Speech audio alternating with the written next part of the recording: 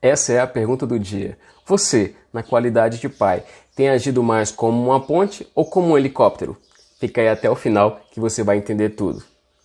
Graça e paz, irmãos. Para quem não me conhece, eu sou Valternor Brandão, sou diácono na Igreja Batista Apacentado do Jardim Botânico, aqui em Brasília. Lá eu lidero o Ministério de Jovens e sou pai do Gabriel, que tem 10 anos. Mas que história é essa de pai helicóptero, Walter? Bem, vamos lá, deixa eu explicar. Lá na igreja, eu sou professor do Ministério Infantil também, e sempre fiz questão de acompanhar o meu filho Gabriel nas aulas. Uma vez por mês eu pedia para dar aula para a turminha da idade dele, para acompanhá-lo mais de perto. E ao longo do tempo, eu percebi algo bem surpreendente. Sempre que nós, professores, enviávamos alguma tarefinha para casa, poucas crianças voltavam com essas tarefinhas realizadas. Somado a isso, eu observei também que mesmo durante as aulas, muitas das crianças permaneciam bem apáticas com as aulas. Eu reparei que elas não se empolgavam muito com os temas dessas aulas. Muitos desses temas elas já tinham ouvido várias vezes nas turminhas anteriores, quando elas eram mais novinhas. E foi aí que eu comecei a mudar o meu estilo de aula. Passei a preparar mais gincanas, brincadeiras, enfim, usar algumas estratégias para que as crianças se engajassem mais nas aulas. E de onde foi que eu tirei essa ideia? Então, eu trabalho com inovação já há algum tempo na Câmara dos Deputados, aqui em Brasília. E certa vez nós realizamos lá um evento chamado Pequenos Hackers, um evento de tecnologia e inovação voltado para crianças.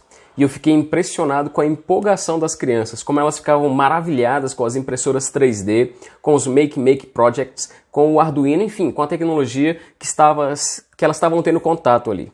E eu fiquei pensando, por que eu não vejo essa mesma empolgação nas aulinhas de domingo de manhã? Foi aí que eu comecei então a aplicar alguns elementos de gamification nas aulas e deu certo. As crianças passaram a se empolgar muito mais com as aulas, passaram a aprender se divertindo. Aquilo foi o máximo para mim. Mas Deus me mostrou que aquilo não era o máximo para elas, para as crianças. Não porque elas não se empolgassem com as aulas, na verdade era exatamente isso que estava acontecendo.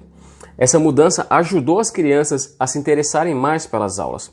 Acontece que essa mudança não necessariamente as ajudava a internalizar os conceitos bíblicos. Isso sim, para elas e para Deus, seria o máximo, concorda?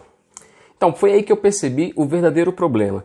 As crianças não apenas têm dificuldade em compreender as alegorias bíblicas, mas elas têm uma dificuldade muito maior e muito mais importante, que é a dificuldade de enxergar suas próprias vidas pelas lentes do Evangelho.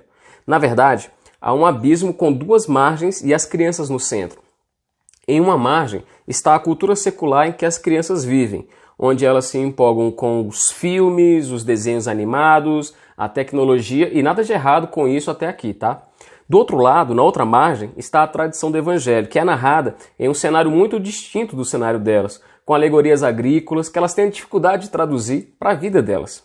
E foi aí que eu notei que existe apenas uma ponte capaz de fazer a conexão saudável entre essas duas margens. E não são os professores da escola bíblica, não. Somente nós, pais, podemos fazer essa função de ponte. O problema é que nós, pais, funcionamos mais como helicópteros do que como pontes. Nós deixamos as crianças em uma margem durante a semana inteira e no domingo pegamos elas debaixo do braço e flop, levamos para a outra margem.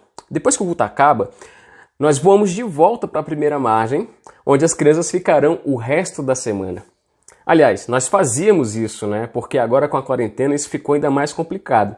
A quarentena, na verdade, foi uma péssima notícia para os pais helicóptero. Mas o fato é que geralmente essas duas margens permanecem afastadas umas das outras durante toda a infância dos nossos filhos. Daí, não é de se admirar que quando as crianças se tornam adolescentes e vão lá para o Ministério de Jovens, elas não vejam o menor problema em buscar a Deus de maneira intensa nos retiros de carnaval e depois viverem uma vida secular no restante do ano. Afinal, foi assim que nós as ensinamos a lidar com essas duas margens da vida. Ensinamos que basta um momento intenso de busca espiritual em uma margem para, em seguida, passar o restante do tempo na outra margem, a margem secular. Acontece que nós pais sabemos que não é assim que deve ser, não é verdade? E aí essa compreensão me veio de maneira muito forte e então eu comecei a me interessar pelo assunto e a buscar em Deus mais discernimento sobre como a paternidade, ao invés de ser um helicóptero, pode ser uma ponte. Afinal, como podemos estabelecer uma conexão saudável entre a margem secular e a margem espiritual na vida dos nossos filhos? Como podemos ensinar aos nossos filhos que estamos no mundo, mas não somos parte dele? Como podemos ensiná-los que estamos, na verdade, trilhando um caminho que nos leva à nossa pátria celestial? Como podemos ensiná-los a andar por esse caminho e entender que o que está à margem é importante sim, mas não é tudo? Nesse canal aqui, eu gostaria de compartilhar o que eu tenho aprendido com Deus sobre isso nos últimos anos. Eu espero que esse aprendizado possa ser bênção na sua vida como tem sido na minha vida. Que a sua relação com seus filhos seja cheia de significado espiritual para a glória de Deus. Se você quiser vir junto, seja bem-vindo. Vamos caminhar juntos pelo caminho, porque Jesus é o caminho, a verdade e a vida. Vamos juntos por Ele e para Ele. Os nossos filhos nunca precisaram tanto de pais pontes como agora. Já que não dá para levar os nossos filhos para outra margem, é hora de trazer a outra margem até eles. Vamos juntos? Fique com Deus e até a próxima.